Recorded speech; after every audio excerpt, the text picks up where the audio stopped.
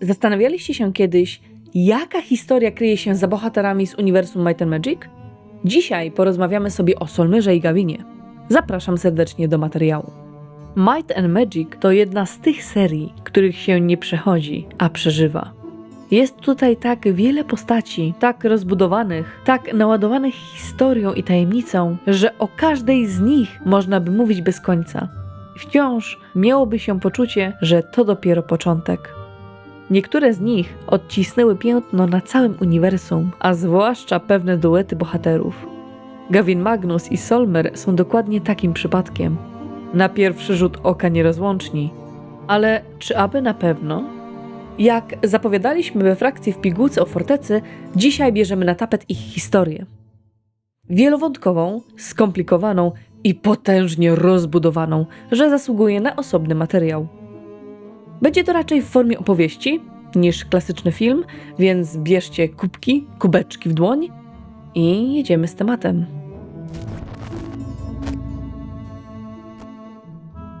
Cisza. Moment, w którym komunikacja między koloniami a bazą starożytnych po prostu zgasła. Jak gdyby ktoś jednym gestem wyciągnął wtyczkę z rzeczywistości. Na mieszkańców Enrod spadł nagły, lodowaty strach. Zostali sami. Musieli nauczyć się żyć bez wsparcia, bez nadzoru, bez gwarancji, że ich świat w ogóle ma jeszcze kogoś u góry. A gdy znikają bogowie technomagii, ich miejsce zajmują cuda lub to, co kiedyś było codziennością, a teraz wygląda jak cud. W tym chaosie zaczęły rodzić się nowe krainy. Podczas pogrążania się Enrod w tragedii, Antagarycz zaczynał układać się na nowo. Zupełnie jakby ktoś potrząsnął globusem, a państwa i ludy próbowały opaść na swoje miejsce. Właśnie wtedy zaczęły kiełkować fundamenty Brakadun, przyszłego imperium magów. I gdzieś pośród tego wszystkiego, wśród ruin dawnego porządku, wśród paniki i rodzących się ambicji, pojawił się Gavin Magnus. Jeszcze nie nieśmiertelny król, nie arcymag znany z legend, po prostu młody, niedoświadczony czarodziej. Taki, który jak to w wielkich sagach bywa, trafił w nieodpowiednie miejsce w zdecydowanie nieodpowiednim czasie. I to właśnie od tego momentu zaczyna się historia, którą dziś opowiemy. Oblężenie Stilhorn nie było zwykłą porażką militarną. To był moment, w którym historia Antagaryczu zgięła się jak stal pod uderzeniem kowalskiego młota. Bo właśnie tam, w stolicy Brakadun, coś się skończyło i zaczęło jednocześnie. Behemoth, bestia o sile zdolnej miażdżyć mury, jednym ciosem zakończył życie młodego Gavina Magnusa. Wszystko działo się w jednej chwili. Stilhorn nie wytrzymało natarcia. Wystarczył moment, by upadło imperium, które do tamtej pory wydawało się nie do ruszenia. Ale paradoks historii polega na tym, że czasem śmierć nie zamyka rozdziału, tylko otwiera zupełnie nowy, nieśmiertelny. Powstał Gavin Magnus, którego nie imała się śmierć. Nie czekał, nie pogrążył się w rozpaczy, nie obserwował z dystansu chaosu pochłaniającego jego ojczyznę. Zgromadził ocalałych i poprowadził ich na południe, w miejsce, gdzie śnieg przykrywa krajobraz niczym koc, w góry, które miały stać się nowym domem, nowym początkiem. Tak powstała Brakada, nowe królestwo z Magnusem jako wielkim wezyrem, władcą, który nigdy już nie był tym samym człowiekiem. Incydent pod Stilhorn odcisnął na nim trwałe piętno. Coś w nim pękło, jednocześnie coś rozbudzając. Zaczął chłonąć wiedzę z intensywnością, która wcześniej wydawała się niemożliwa. Studia nad magią stały się obsesją. Zbierał artefakty, księgi, relikty, wszystko, jakby w każdym z nich mogła kryć się odpowiedź na to, co zdarzyło się tamtego dnia. Na to, dlaczego powrócił.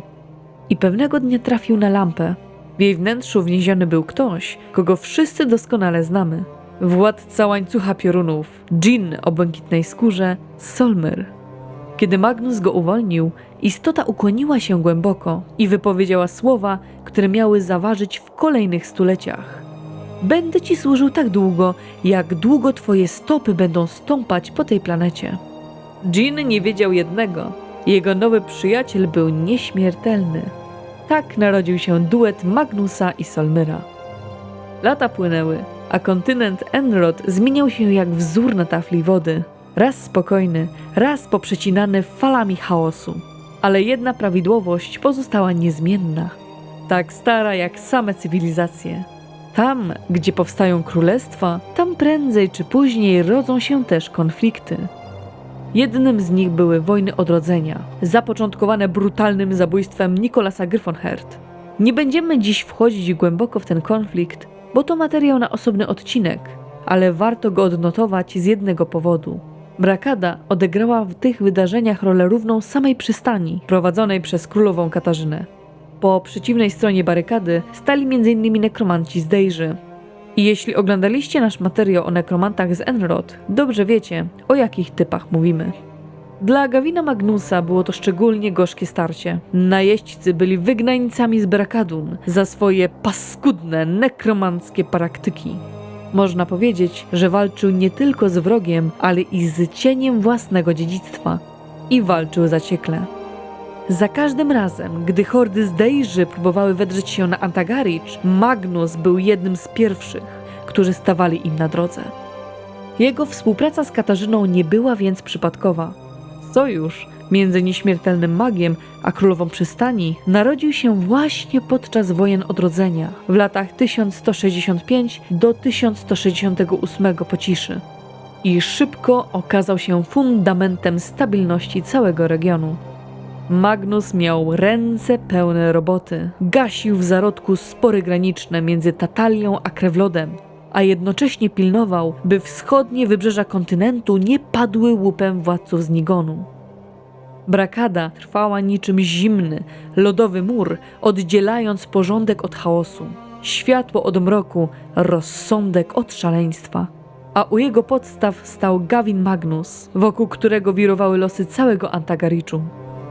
I właśnie wtedy, gdy kurz po wojnie zaczął dopiero opadać, do Magnusa dotarła wieść o czymś dziwnym. O istotach, które wynurzyły się z wody w okolicy Brighton Point. Tylko, że nie były to żadne morskie stwory, a przybysze z kosmosu. 8, zagubionych, ostrożnych, podzielonych.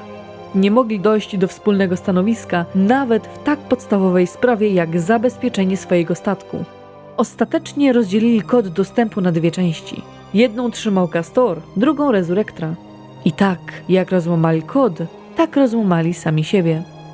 Połowa dołączyła do nekromantów, druga połowa została doradcami Gavina Magnusa. Każda z nich miała swoją agendę, swoje powody, swoje sekrety. Resurrectra chciała dokończyć tworzenie systemu bram, dzieła starożytnych, zanim nie przeszkodzili im Kriganie, przez których świat został pogrążony w ciszy. Dla Magnusa spotkanie ich wszystkich było jak otwarcie drzwi do wymiaru, o którym nawet nie śnił. A świadomość, że 4 z tych gości nie ma ani szlachetnych intencji, ani cierpliwości, ani skrupułów, zmusiła go do działania. Z pomocą sprzymierzeńców z Harmondale udało mu się osiągnąć cel. Niestety, mimo usilnych działań Magnusa, los Enrod był całkiem inny. Planeta została zniszczona w rozliczeniu. Wydarzeniu, gdzie ostrze Armagedonu i miecz mrozu skrzyżowały się, doprowadzając do apokalipsy. Rozliczenie uderzyła w Magnusa mocno. Tak mocno, że dosłownie pochłonęła go eksplozja. W jednej chwili świat się skończył, a wraz z nim Gavin Magnus. Przynajmniej tak mogło się wydawać. Solmer jednak zdążył uciec.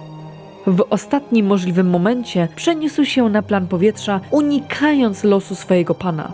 I dopiero kiedy wszystko ucichło, kiedy feralna energia rozliczenia opadła na tyle, by dało się powrócić, Solmer wrócił. Ostrożnie, z wahaniem, z obawą, że na zgliszczach nie znajdzie już nikogo, kogo znał. A jednak Gavin Magnus żył, cały, zdrowy, nietknięty. Jakby eksplozja była tylko przylotnym podmuchem wiatru. Wspólnie opuścili świat i przenieśli się na Axiot, dołączając do reszty ocalałych. Tam Magnus, jakby zgodnie z odwiecznym rytmem własnego losu, ponownie stanął na czele ocalałych z Brakady. Jakby historia uparcie wracała do tego samego motywu, gdziekolwiek rozsypie się rzeczywistość. Gavin Magnus zawsze będzie tym, który zbiera jej kawałki i prowadzi innych dalej. Nawet jeśli chwilę wcześniej cały świat dosłownie rozpadł mu się w dłoniach. Tym razem jednak był to zupełnie inny świat i nowy rozdział ich historii.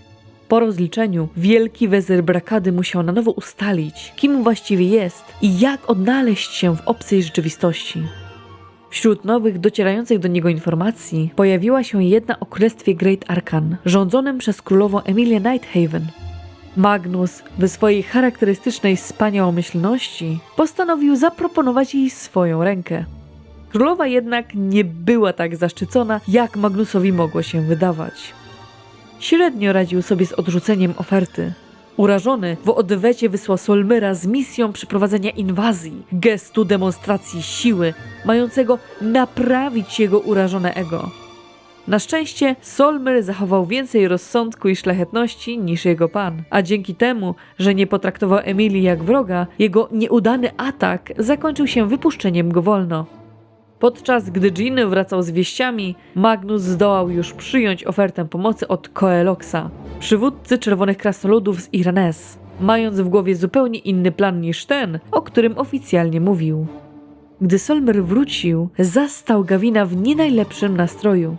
Zamiast namysłu i refleksji otrzymał rozkaz odnalezienia ukrytego cmentarza czarnych smoków. Po walce z siłami nekropolii, azylu oraz zdobyciu zbroi ze smoczych łusek będącej kluczem do bram, Jean ostatecznie dociera do cmentarza.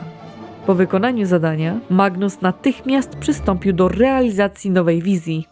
Z pomocą Czerwonych Krasnoludów miał stworzyć smocze golemy, połączenie pradawnych szczątków i brakackiej technologii.